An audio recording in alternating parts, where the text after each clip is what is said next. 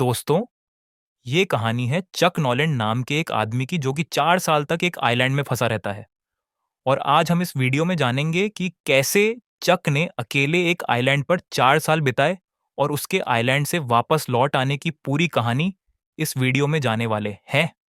तो वीडियो के अंत तक बने रहे। फिल्म के शुरुआती सीन में हम देखते हैं कि चक को दुनिया के अलग-अलग हिस्सों में घूमने का शौक होता है, लेकिन एक बार वो क्रिसमस के टाइम मलेशिया जा रहा था। तभी कुछ ऐसा होता है कि प्लेन में इंजन फेल हो जाने से प्लेन एक समंदर में क्रैश हो जाता है। सब लोग मारे जाते हैं। प्लेन क्रैश में केवल चक ही जिंदा बच पाता है और लगातार 3 दिन तक किसी तट की तलाश में एक लाइफ बोट में तैरता रहता है। फिर उसे दूर कहीं एक आइलैंड दिखाई देता है जिसको देखकर वो खुश हो जाता है और वो बीच पर पहुंच जाता है। लेकिन पूरा आइलैंड सुनसान था, वहां कोई नहीं रहता था सिवाय जानवरों के। वो हेल्प के लिए जोर-जोर से चिल्लाने लगता है, लेकिन हेल्प ना मिलने पर वो ज़मीन पर मोटे-मोटे अक्षरों में हेल्प लिख देता है, जिससे किसी प्लेन के ज़रिए उसे देख सके। और लास्ट में वो थककर अपने बोट से अपना शेल्टर बना लेता है और नाइट में उसी में सो जाता है। चक की पहली रात बहुत डरावनी होती है। चारों तरफ अंधेरा, अजीब-अजीब आवाज़ें और ठंडी हवाएं, जिससे वो पहली रात सो भी नहीं पाता। अगले दिन सुबह वो देखता है कि जमीन पर लिखा हुआ हेल्प सिग्नल पानी की लहरों से मिट गया है, तो वो लकड़ी के टुकड़ों से एक बड़ा हेल्प सिग्नल बना देता है। अब चक बीच पर घूम रहा था। तभी उसे बीच पर पानी में बहकर आए हुए कुछ पार्सल्स दिखाई देते हैं, लेकिन उसमें खाने का सामान नहीं था। लेकिन चक फिर भी उनको एक जगह इकट्ठे करके रख लेता है। अब वो खाने की तलाश में जंगल में इधर उधर भटकता रहता है। तभी उसे एक नारियल का पेड़ दिखाई देता है, जिसके बाद वो बहुत सारे नारियल इकट्ठे कर लेता है और बड़ी मेहनत के बाद वो नारियल से नुकीले पत्थर से पानी निकालना सीख लेता है और अपना खाने पीने का जुगाड़ कर लेता है। इसके बाद छक सामान रखने के एक बैग बना लेता है और चारों तरफ घूमना शुरू कर देता है ताकि कहीं से मदद मिल सके। लेकिन पूरे दिन घूमने के बाद उसे केवल निराशा हाथ लगती है, जिससे वो दुखी हो जाता है और अंदर ही अंदर से टूटने लगता है, हताश हो जाता है। और फिर वो अपने लिए जुराब में खास डालकर उसे जूते की तरह यूज करने लगता है। तभी चक पहाड़ के ऊपर जाने का प्लान बनाता है कि शायद हो सकता है वहां से कोई मदद मिल जाए। और जिसके बाद वो पहाड़ी को चढ़कर टॉप पर आ जाता है और देखता है कि चारों तरफ पानी के अलावा कुछ नहीं है, जिससे वो नाखुश हो जाता है। तभी उसकी नजर पड़ती है एक आदमी की तरफ जो कि पानी में तैर रहा है। उसके पास जाने पर मालूम पड़ता है कि वो आदमी कोई और नहीं बल्कि उसी प्लेन का पायलट था। और पायलट के पास मिले आइटम्स जैसे शूज, वॉलेट और टॉर्च से उसकी काफी हेल्प हो जाती है।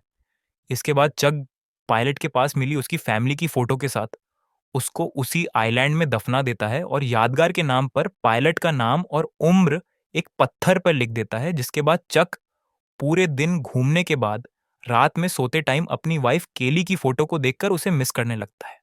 अब चक धीरे धीरे अपनी डेली लाइफ जीने लगता है। बारिश के पीने वाले पानी को वो नारियल का पानी पीकर उसमें स्टोर कर लेता था और भूख को मिटाने के लिए समुंदर से मछली पकड़कर खा लेता था।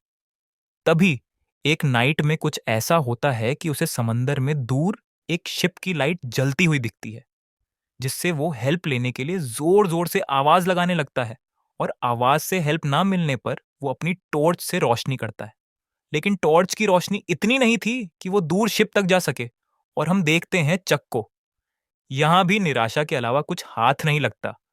अब चक को लगता है कि उसे खुद ही कुछ करना पड़ेगा यहां से जाने के लिए। इसलिए इन सब से परेशान होकर चक अपनी बोट से आइलैंड से दूर जाने का प्लान करता है और वो अपनी बोट के ऊपर बैठकर निकल जाता है। बीच बीच में उसे लहरों का सामना करना पड़ता है, लेकिन तभी एक बड़ी लहर ने उसे उल्टा कर पानी में डुबो दिया, जिससे गिरने से उसके पैर में चोट लग जाती है। और वो अपनी बोट को हाथ में लेकर वापस उसी निराशा के साथ आइलैंड पर लौट आता है। अब एक मुसीबत हटी नहीं थी कि दूसरी और आ गई। ये था तूफान। चक तूफान से बचने के लिए एक गुफा में चला जाता है और गुफा में अंधेरा होने से टॉर्च को ऑन छोड़कर सो जाता है। सुबह उठकर देखता है कि टॉर्च डेड हो चुकी थी। फिर एक दिन उन सब पार्सल को खोलकर देखता है जो पानी ने बहकर बीच पर आए थे। उनमें से एक में ब्रांडेड शूज मिलते हैं, एक में लड़की का सूट जिसमें नेट भी लगी थी, और एक में विल्सन ब्रांड कंपनी का वॉलीबॉल। इसके अलावा कुछ और भी, जैसे कुछ लेटर, कैसेंट। इन सबको मिलाकर चक अपनी लाइफ जीने के लिए जुगाड़ कर लेता है, शू लेस से पैर को बांध लेता है और शूट में लगी नेट से मछली पकड़ने लगता है। लेकिन अब प्रॉब्लम थी कि कच्ची मछली कैसे खाए, क्योंकि कच्ची खाने में टेस्ट नहीं आता था। तो उसने आग बनाने का प्लान बनाया और बांस की लकड़ी को घिसकर आग लगाने की कोशिश करता है, लेकिन तेज हवा के कारण आग तो जलती नहीं और उल्टी उसके हाथ पर चोट और लग जाती है और खून बहने लगता है, जिससे चक गुस्सा होकर वॉलीबॉल पर हाथ मारता है और फिर देखता है कि वॉलीबॉल पर आदमी के फेस जैसा चेहरा बन जाता है, जिसको वो अपना दोस्त बनाकर उसका नाम विल्सन रखता है। और फिर लंबे टाइम की मेहनत के बाद आग जल जाती है, जिससे चक के चेहरे पर जीत की चमक दिखती है। और इसी आग का यूज अब चक खाना पकाने के साथ साथ सिग्नल देने के लिए और जंगली जानवरों से बचने के लिए करने लगा। अब चक जिंदा रहने की उम्मीद को बरकरार रखने के लिए अपनी वाइफ का चेहरा अपने सामने रखे एक पत्थर पर बना लेता है और अब चक इसे ही अपनी लाइफ की लास्ट उम्मीद मानकर जीवन काटने लगा, ये सोचकर कि एक ना एक दिन तो वो यहां से वापस अपनी वाइफ के पास जाएगा। और ऐसे ही रहते रहते कब 4 साल बीत जाते हैं, चक को पता ही नहीं चलता। अब हम देखते हैं टेंशन, अकेलापन और खाने पीने की कमी के कारण चक पहले के मुकाबले बहुत ज्यादा कमजोर जो चुका है और बड़े बड़े बाल और बड़ी दाढ़ी के कारण चक को पहचानना भी मुश्किल हो रहा था और शरीर से भी पूरा हड्डी के ढांचे की तरह हो गया।